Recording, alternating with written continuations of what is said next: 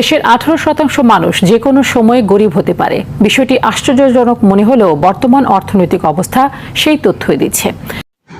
এই ধানি জমিগুলিরে আপনার এই প্লট বাণিজ্য করে দেখেন, ওখানে আপনার মানুষ থাকতেছেও না। আপনি যা দেখেন গা যে ওখানে এই যে পূর্বাচলটা যে হয়েছে 30 বছর আগে আমি দেখলাম পূর্বাচলের প্লট আপনার করছে। পূর্বাচলের এই জায়গাটার মধ্যে প্রচুর ধান হইতো, প্রচুর ফসল হইতো, প্রচুর গাছ ছিল, বিভিন্ন ফলের গাছ ছিল। এই পূর্বাচলটারে দেখেন এমনি ফেলা রাখছে। হ্যাঁ, মানে যাদের পয়সা আছে তারা 1 কাঠা জায়গা 2-3 কোটি টাকা দিয়ে কিনা দেখেন। আপনি পূর্বাচলে যান, সন্ধ্যার পরে একটা কুত্তাও পাবেন না এখানে ভৌ ভৌ করতে। হ্যাঁ, ওই জায়গাগুলিরে ফেলা রাখছে।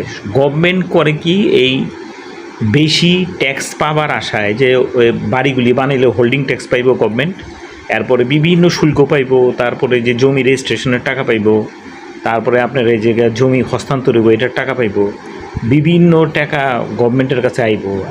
এইটার জন্য করে কি গভর্নমেন্ট, এই এই যে ঢাকা যে এক্সপান্ড হচ্ছে, ঢাকা যে শহরায়ন হইতেছে, এই প্রচুর এলাকা, মানে আপনি মাওয়া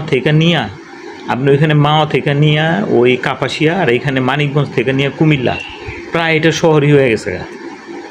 এই তারপরে মানুষ এইবার আপনি কন যে খাদ্যই যদি আমরা না পাই, আমরা 10 জনের একজন গরিব মুনা থেকে কারা গরিব হইব ভাই? আপনি আসল থুয়া ফসল টানাটানি করেন। হ্যাঁ, আপনি এইসব দিকে না দেখা আপনি বালু ফেলা আপনি প্লট বাণিজ্য করতেছেন। গভর্নমেন্ট এসব দেখেও না।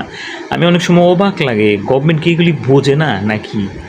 মানে গভর্নমেন্ট কি এইসব বুঝতে পারে না? গভর্নমেন্টের মধ্যে এরকম লোক নাই নাকি বুঝে না? আপনি যদি কন যে আপনি এত কথা কনকে ভাই, আমি 1947 সালের ইন্ডিয়ার থেকে আহিনি ভাই। আমার বাপ দাদার 100 পুরুষ এই বাংলাদেশের কথা।